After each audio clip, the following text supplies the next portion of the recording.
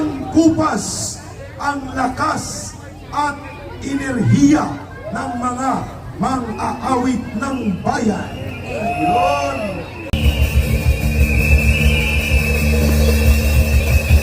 Magandang gabi sa ating lahat. Magandang gabi sa ating lahat. Gusto ko lang i-recognize kayong lahat nandito na nakaupo, nakatayo, nasa payong, umuulan ng malakas. Lahat kayo, isa lang ang ibig sabihin sa amin. Lahat kayo ay may prinsipyong pinaninindigan. Ang laban ninyo ay laban namin. Ang laban namin ay laban ninyo. At ang laban ninyo ay laban nating lahat.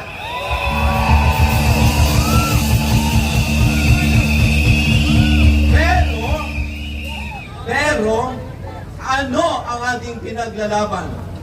Let me get back to 1987, a year after Cory Aquino became the president of this republic.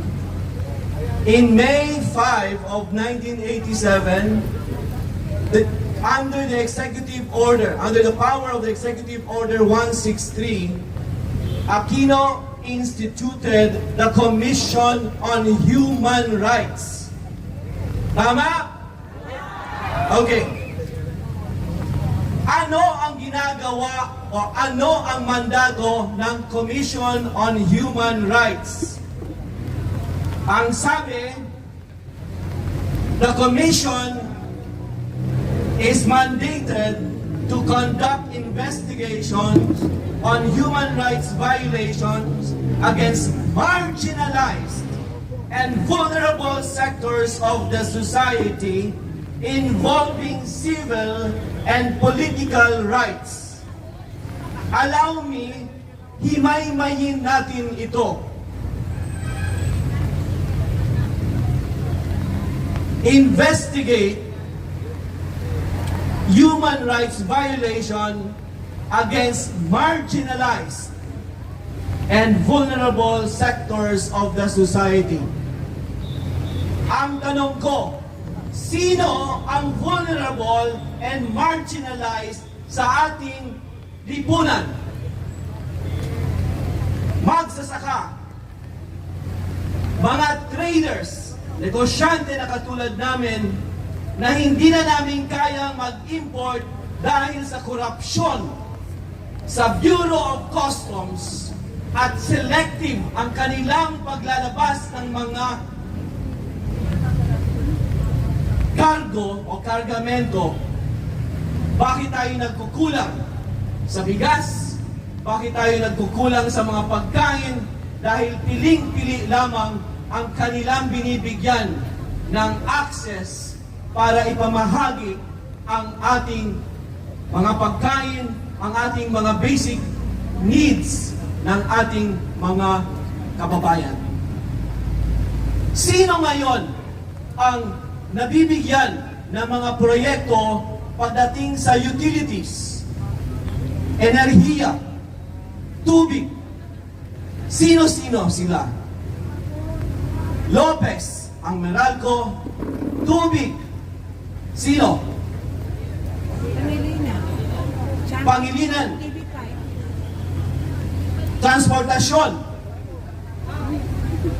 Pagdating naman sa enerhiya, ang aming kalaban, Rason, Aboitiz.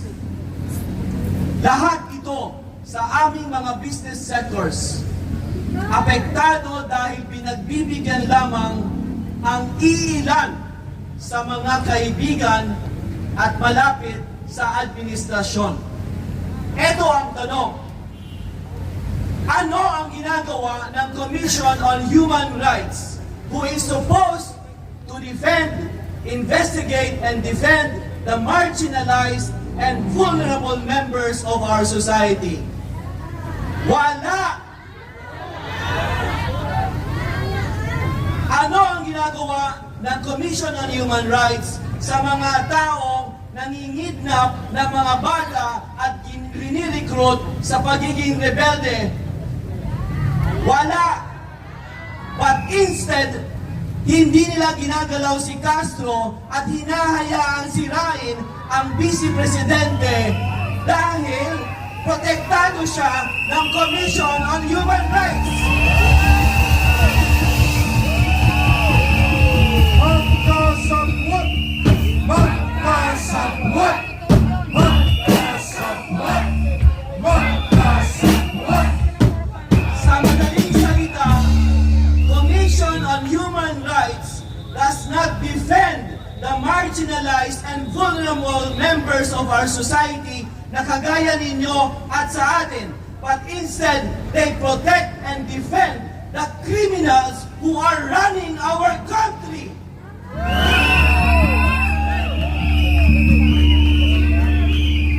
Commission on Human Rights have only acted when the Senate or the Congress calls for an investigation sa ginagawang kabastusan, kababuyan ng PNP, ng DILG sa KOJC.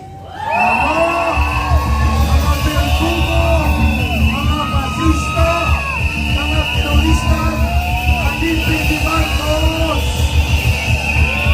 But what do we expect from a president who has lost his capacity and his faculty to deliver the promises he committed to all of us, Filipinos, rich or poor, young or old, lahat tayo binudol.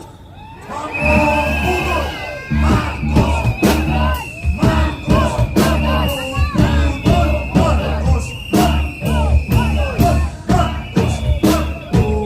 Therefore, I would like to continue to encourage each one of us. Panindigan natin ang ating mga prinsipyo na pinaglalaban natin ngayon, umulan man o bumagyo. At patuloy tayong magdarasal, hindi sa kapahamakan ng isa o dalawang tao, kundi ipagpatuloy natin ang pagdarasal na ang ating mga leaders, kung hindi man sila magbago, ay manindigan sa ating mga sigaw na BBM! BBM! BBM! Maraming salamat po at mag-ingat tayong lahat.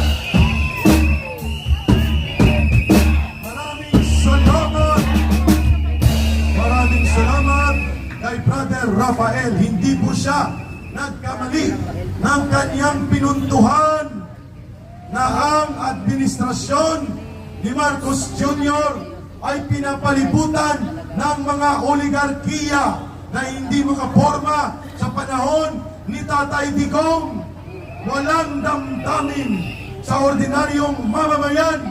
Puro kayamanan, ganansya at negosyo ang utak nila. Kaya sa gitna ng kagutuman, kawalan ng kabuhayan, at paglugmok ng ekonomiya, ang todo-todong nakikinabang ay ang mga buwetreng oligarko at elitistang pamilya na siyang ibinalik ni Marcos nang siya'y umupo.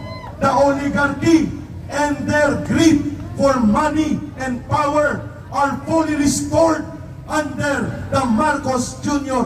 government. Kaya dapat lamang silang mga ganit at abusado na patalsikin na sa kapangyarihan. Tama ba? Tumayo na muna tayo para gising sa gitna ng tuloy-tuloy